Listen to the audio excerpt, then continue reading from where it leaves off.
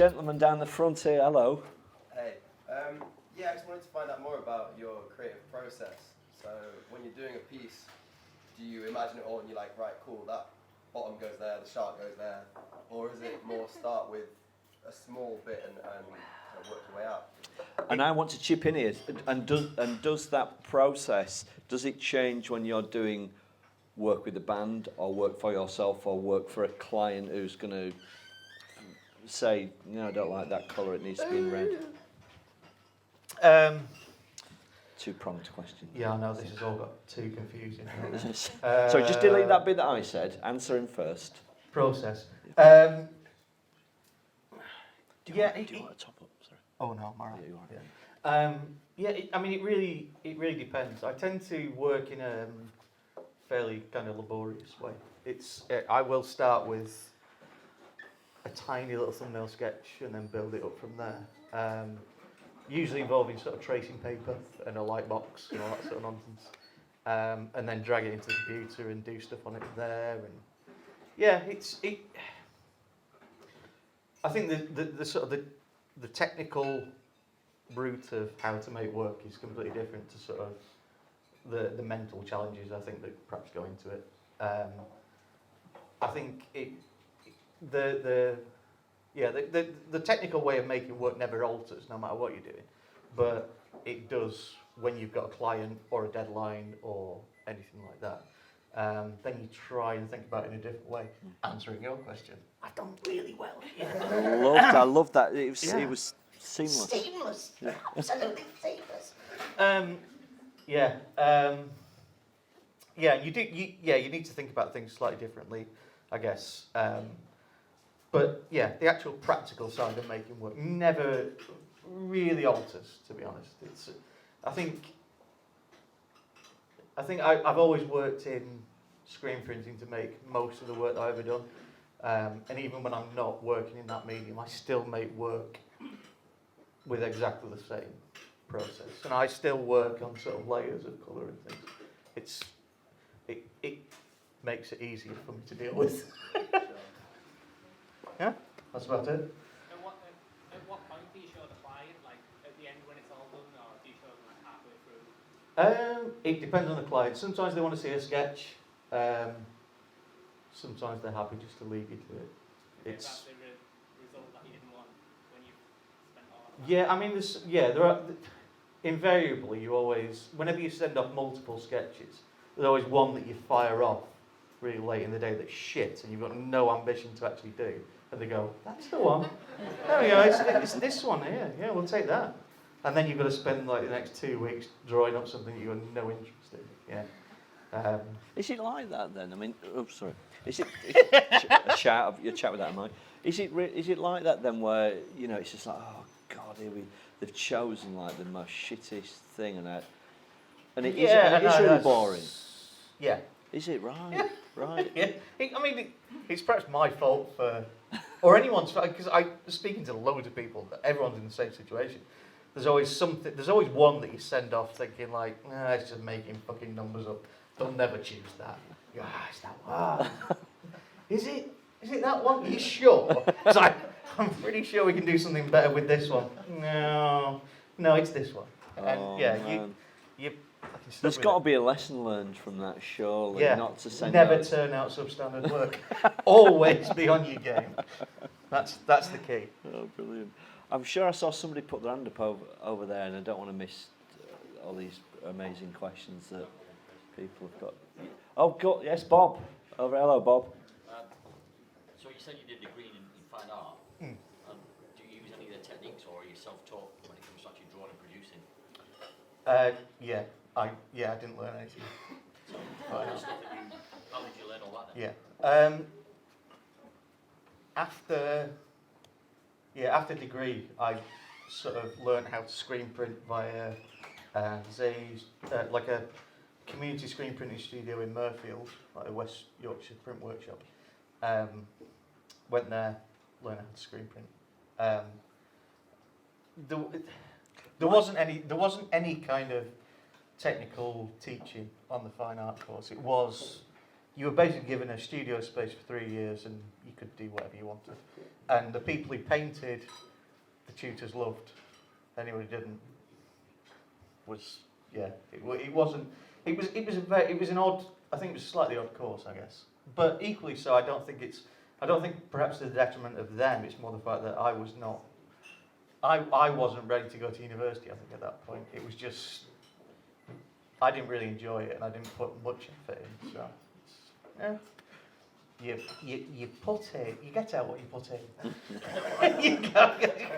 Why screen printing then? What made you move towards? No, why I didn't choose digital. Would have been much easier. I think it comes from the boom in sort of the 90s. There was a huge sort of upsurge in screen printing in America. Yeah. Through people like Kozik and Art Yeah. Chantry. They basically seized that means of production because it was dirt cheap. Right. They could buy up old equipment and they could print sort of 8-10 colour neon prints and glow in the dark prints, do anything. You could do huge amounts of stuff outside of just normal like digital printing or lithography and stuff at that sort of point really. So it's kind of it was always that sort of hangover, I guess, from that. As soon as you realise what you can do with screen printing, all of the printing mediums tend to kind of go, well, it's not that interesting. So it was certainly just seeing what they'd done over there. It was kind of like, well, that's amazing. I want to do that. It's great. Have you finished with that question? Are you happy? Well, how did you get into, obviously, like when you make the screen print, you can do like an A3 or larger, cheaper, and you can do everything. print it digitally. Yeah, you can print white on black, you can print glow in the dark, you can print metallics, you can do everything that you can't do with that digital printing medium, really. So it's nice. It's also really time consuming, dirty, laborious, boring. I've just got to say, this is my friend Bob over here. Bob is the only other artist that I have in my living room. He's a photographer.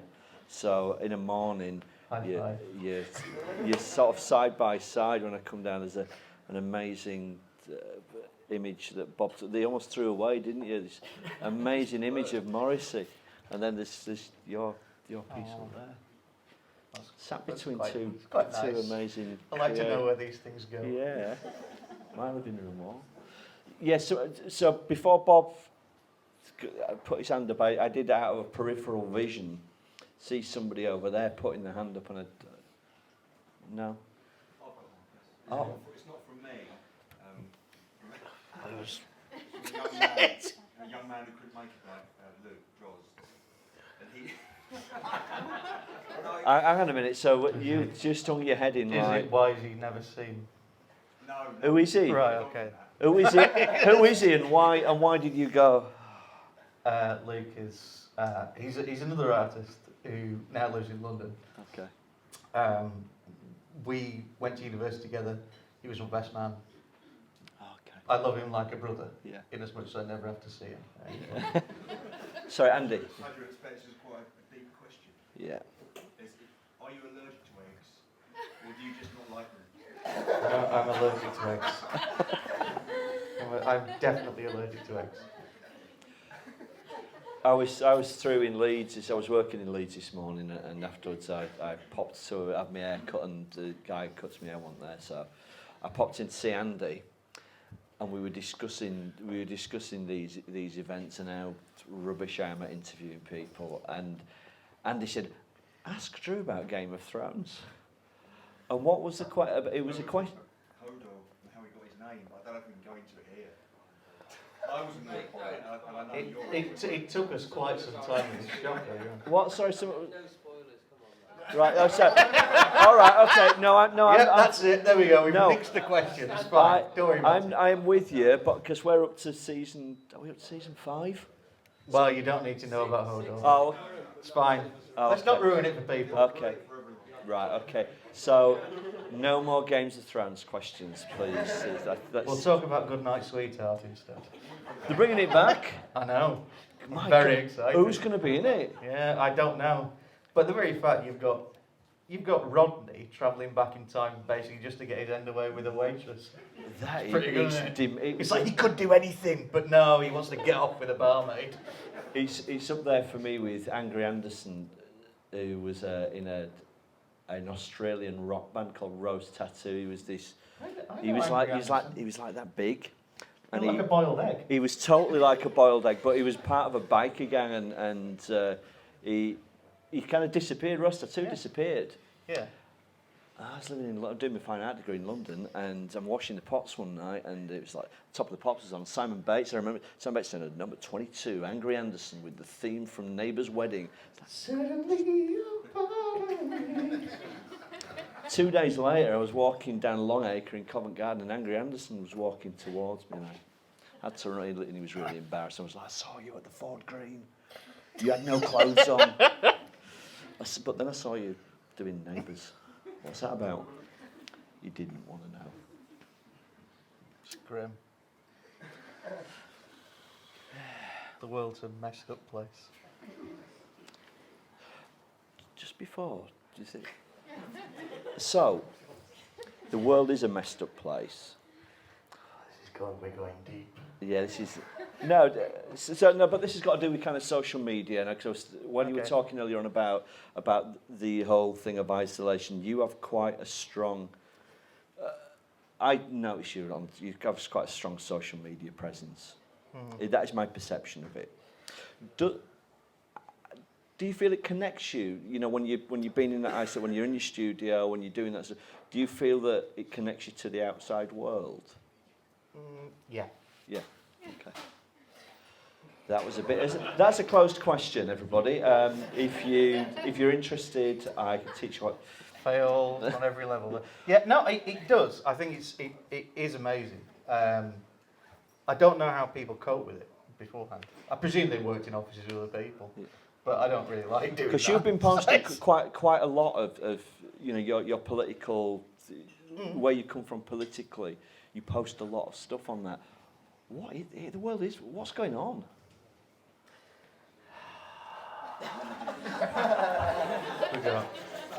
What are we on now there? 20 to 9. We started about an hour ago, okay. and so people when they come to how long will it last? It's like it'll last as long as it lasts. You don't have to. So I'm going to give you a get out. You don't have to answer that question if you don't want to. But I genuinely don't have an answer to it because it's. I think we're living in very strange times. I think it's. I don't think anyone has an answer to it. I think that's the worrying thing more than anything else. It's. Is Trump going to win? You know what? Sort of 6 months ago, I'd have said no. Don't be so fucking stupid. But. Yeah, me too. Now, I genuinely have no idea. And if he does, then we're... Well, I guess it'll just be more interesting times, won't it? Just more... Yeah, no, it'll be more. fine. He'll be really good friends with Boris and everything that we... And Vladimir Putin. They'll get on like a fucking house on fire. And literally. They will be... Well, they don't like minorities, and I'm sure they enjoy a drink. Everything's going to be fine. Don't worry. All of our data's been processed, and then, so we're all internment camp fodder, aren't we? Here. Yeah, pretty much. Yeah, we're undesirable citizens. I think is the point. No, I mean seriously though, I have no idea. I think it's I mean. Politically, I suppose I've kind of nailed my colours to the mast. And, you have, yeah. Which is fine, and I know that people don't agree with that. That's great, but yeah, I think I do think that perhaps that certainly Jeremy is perhaps the best hope that we have for our generation, to be honest. And I know everyone can say that he's unelectable and that's fine, but I don't think it's really about that.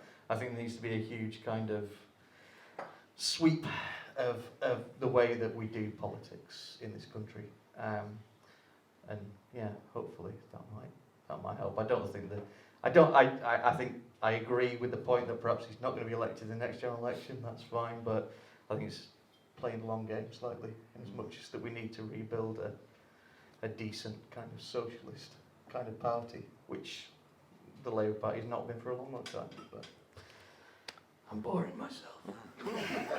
No, hallelujah. I like that. Yeah. Should we see what this fella over here has got to? Yeah, I was just curious. How often do you create pieces specifically for, say, your wife or your close friends? And is that easier or more difficult than doing stuff for yourself or for clients? Quite frequently, and it's much easier. There you go. Yeah, no, it's... Another example of a closed question. Yeah. Send me. Maybe. Yeah. Maybe not. Yeah, I do like making things for... I suppose it's similar to like making stuff for bands that I like. It's nice to be able to sort of trade things and be able to show other people in kind of showing people in a physical way how you feel about them. Sorry. Went a bit. I'm That went a little bit. Sorry to you more than anything else. Sorry. Are you used to it now? Oh, you're asking, am I used to drip? Yeah. Oh, Bit, yeah. Good. I'm sorry. Don't be sorry. I know. Alright. Terminally sorry. I've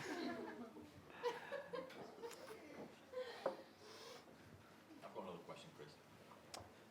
Do Go- bands come with an idea, or do you give bands ideas? Because I take photographs of bands, and sometimes they haven't got a clue what they want, and you kind of going, well, you kind of need to direct me here, or do you come along with an idea? Or because sometimes I'll go and get like 5 sketches and go, this is kind of my influence at the moment. This is kind of an influence from Rolling Stones, the Beatles. They did. Do you want something similar to this, or do they come in with ideas, or do you provide ideas?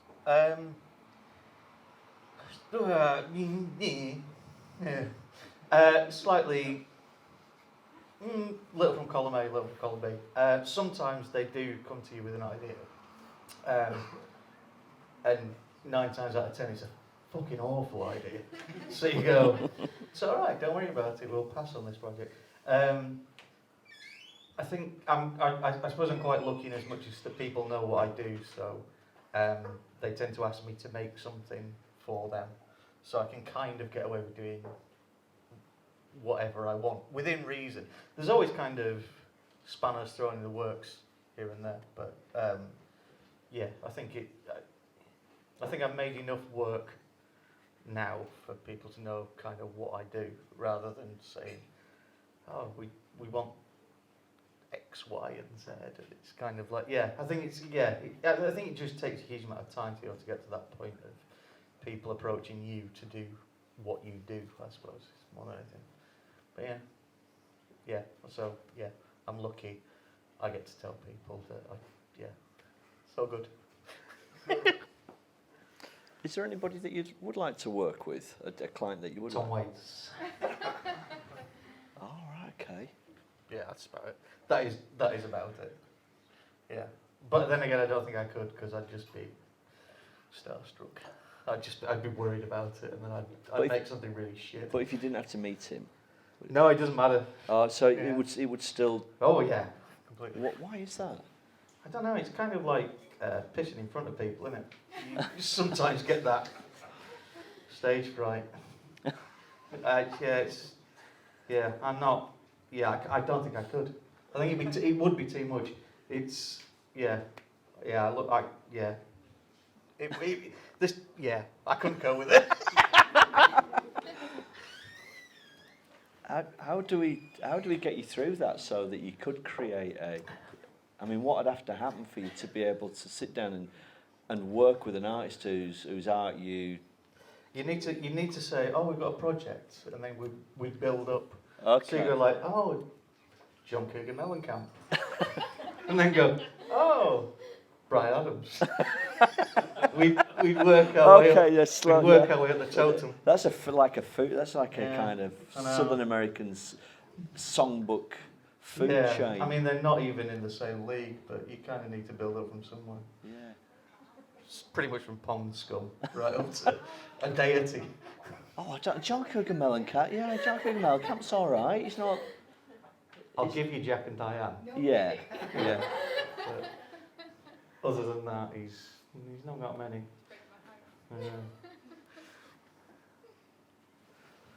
Have we got one last question from out on the floor? Right? Oh, Brilliant. Have you turned down any really shit bands that you wouldn't have?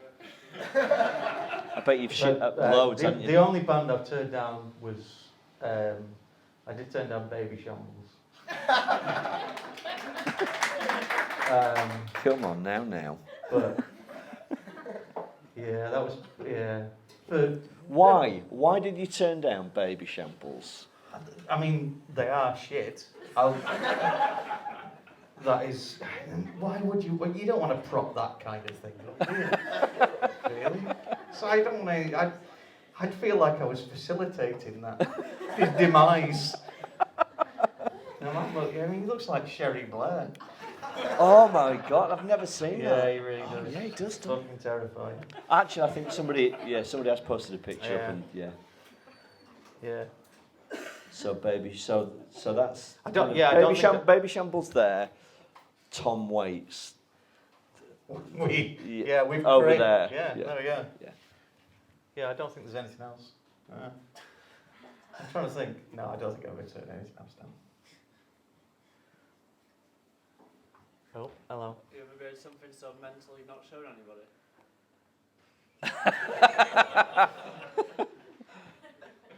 Artwork wise?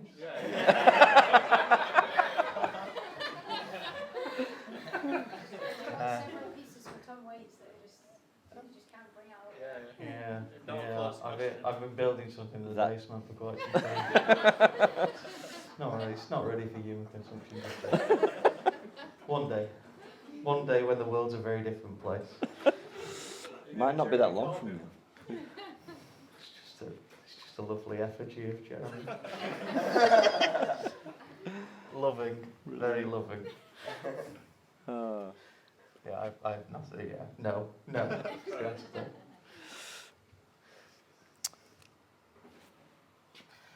Don't touch my sweaty arm. Yeah, sorry, personally, we've not met, and I'm kind of touching him in a. No, in it's a fine. You friendly- can touch my arm if it's not. No, it's okay. There's a t-shirt But I am over. aware that sometimes people don't want to be touched, and I don't mind being touched. I love being touched. Later. Well, So I just need to make people aware. So I always do this. I kind of elevate a pitch. What you've been supporting tonight is a charity that is based literally, an 8-minute walk over the road on Mapgate. A charity called MAP Music and Art Productions, and MAP look after young people who are at risk of exclusion from mainstream education. So typically they're called naughty kids, but they're not. They just usually come from chaotic backgrounds and have a difficult life, and the programs that run are there to empower them. Drew has been an amazing supporter. He's come here tonight and done this, but he's done stuff before. And thank you, man, for giving us your time and for coming down and supporting it. I have got one last question. It's like the stockings. It is, yeah. So, if you could do it all over again, would you do anything different? No. Great. No, I don't think I would. I think, I think I was very lucky to start at the time that I did and do what I did and be in the position I am now. So, I wouldn't change it for the world, to be honest. Well, I know looks something that you've talked about, and so as a personal reflection for you from me, I agree. Look is an amazing thing. I've got loads and loads of very, very talented mates, some of whom are really successful, some of whom have being on the cusp of being really, really successful. So, you know, that whole thing of luck is a really strong thing, but also the work that I see and my subjective reaction to it is that I love what you do, and when I come down in the morning, when I get home from work at night and I see that piece up there on my wall, it makes me feel really good. So thank you. Well, thank you. Thanks for coming down and supporting Very Map sweet as of you well. to say so. Drew Millward.